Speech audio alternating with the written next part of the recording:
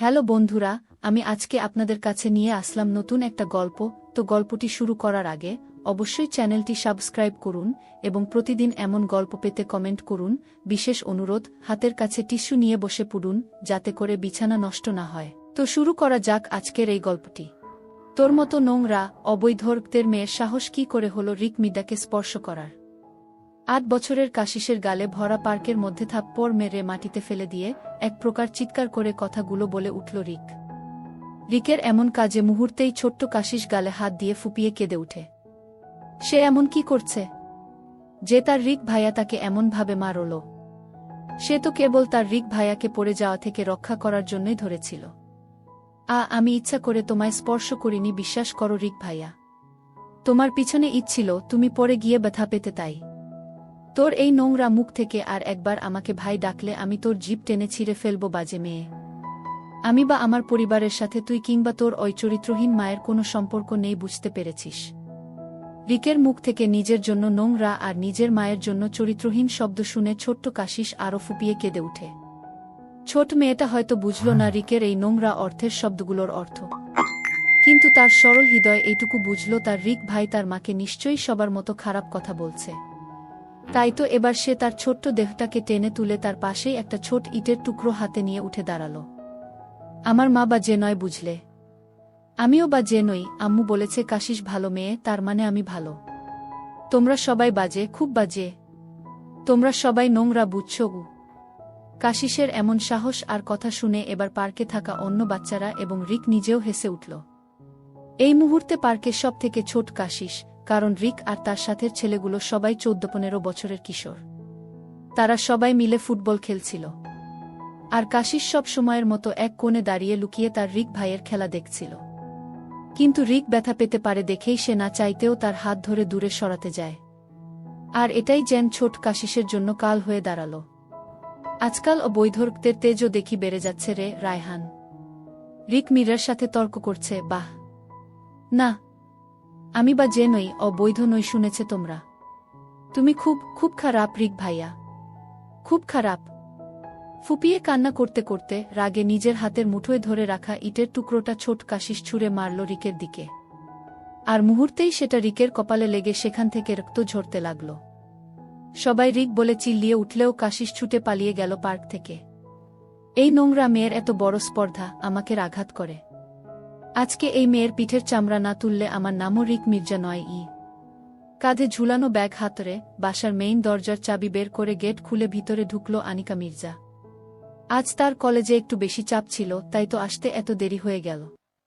সারাদিন ছোট্ট মেয়েটার খুঁজো নিতে পারল না সে, তাই তো কাজ শেষ হতেই ছুটে চলে আসলো বাসায়। বাসায় ঢুকেই সে কাঁধ থেকে কোনো রকমে ব্যাগটা রেখে নিজের ছোট মেয়েটার উদ্দেশ্যে আদুরে কণ্ঠে ডেকে উঠল। কাশিস মা, দেখ আম্মু চলে এসেছে। আম্মুর জন্য আজ পানি আনবি না? আনিকা মির্জার একটা আওয়াজে যে মেয়ে ছুটে আসে, আজ এত আদুরে কণ্ঠে ডাকার পরও সেই মেয়ের কোনো সাড়াশব্দ না পেয়ে এবার যেন মায়ের মন ব্যাকুল হয়ে উঠল পলকেই। তাই তাড়াহুড়ো করে রুমের দিকে যেতে নিলেই বাহির থেকে শোনা গেল কিছু মানুষের রুক্ষ কণ্ঠে। সেই সাথে দরজাটা এমনভাবে পিটানো হচ্ছে যেন এখনই ভেঙে গুড়িয়ে দিবে। আনিকা মির্জার পা রুমের দিকে না যেয়ে আগিয়ে এলো আবার দরজার দিকে। কিন্তু বাহিরে থাকা মানুষগুলো কণ্ঠে কানে পৌঁছাতেই তিনি এবার আরও ব্যাকুল হয়ে উঠল যেন। মনে বাসা বাঁধল ভয়েরা, কিন্তু তার দরজা না খোলার ফলে এবার মানুষগুলো যে ভাঙার প্রয়াস করছে সেটা বুঝতেই আনিকা মির্জা দৌড়ে যেয়ে কাপা হাতে দরজা খুলে দিল। দরজা খুলে দিতেই আনিকা মির্জাকে এক প্রকার ধাক্কা দিয়ে নিচে ফেলে দিয়ে বাসার ভিতর ঢুকে পড়ল কয়েকজন পুরুষ।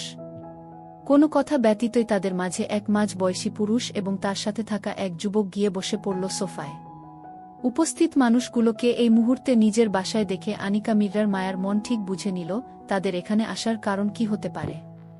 তাই ছুটে নিজের রুমের দিকে যেতে নিলেই দুজন পুরুষ তাকে শস্ত হাতে আটকে নিল। কই রে রফিক, নর্দমার কীট, তাকে ধরে নিয়ে আয়। আমিও আইস দেহি ওর কলিজা কত বড় হয়ে গেছে। তার কথা শেষ হতেই আনিকা মির্জার চিৎকার করে উঠল। মুক্তির জন্য ছটফট করতে লাগল, কিন্তু তার কিছুই কাজে দিল না। এর মাঝেই তাদের কানে পৌঁছালো এক ছোট্ট প্রাণের কান্নার আওয়াজ। কিন্তু সেই কান্নায় যেন এই জানোয়ারগুলোর দয়ার বদলে পৈশাচিক আনন্দ হচ্ছে। আমার পোলারে মায়েরা রক্ত বের করে দেস, আজ দেখব তোর এই ছোট্ট দেহে কত তেজ। যা রিক বাবা, ওর সব তেজ বের কর দেহি। রিক সোফা ছেড়ে উঠে এগোতে লাগল ছোট্ট কাশিসের দিকে। ছোট্ট মায়াবী দেখতে মেয়েটা ভয়ে গুটিয়ে আছে, বারবার তার আম্মুর কাছে যেতে চাচ্ছে। আমি আর কখনো তোমাকে স্পর্শ করব না রিক ভাইয়া, তোমাকে ভাই বলেও ডাকব না, সত্যি বলছি। কাশিস গুড গার্ল হবে। আমি অনেকগুলো সরি, আমি ইচ্ছে করে তোমাকে মারি নাই। প্লিজ আমাকে মারবা না, প্লিজ। ছোট্ট প্রাণটা আকুতি করে উঠল। কিন্তু মানুষ রূপী পশুর কানে তা গেল কি? রিক নিজের বেল্ট খুলে এলোপাতারি মারতে লাগল ছোট্ট কাশিসকে। সেই সুযোগ আমি তোরে আর দিলে তো অকেন তেজ না দেহে। রিকের প্রতিটা আঘাতের সাথে ছোট্ট কাশিস তীব্র ব্যথায় কুকিয়া উঠে চিৎকার করছে, বারবার না করছে, মিনতি করছে ছেড়ে দিতে। কিন্তু রিক যেন কিছুই শুনছে না। আল্লাহ, দোহাই লাগে, আমার মেয়েটাকে ছেড়ে দেও, দয়া করো একটু ছোট প্রাণটার উপর। রিক বাবা, আমি তোর পায়ে পড়ছি, ওকে মারিস না গে। কথাগুলো চিৎকার করে কান্না করতে করতে বলছে আনিকা মির্জা। নিজের ছোট কলিজার টুকরোটার এমন অবস্থা দেখে সে যেন মরে যাচ্ছে। কষ্টে তার বুক ফেটে যাচ্ছে। চোখের সামনে কোনো মার কি এই দৃশ্য সহ্য করার ক্ষমতা থাকে? ভাইয়া, ভাইয়া গো, তোমার ছেলেকে থামাও, আমি তোমাদের পা পড়ছি।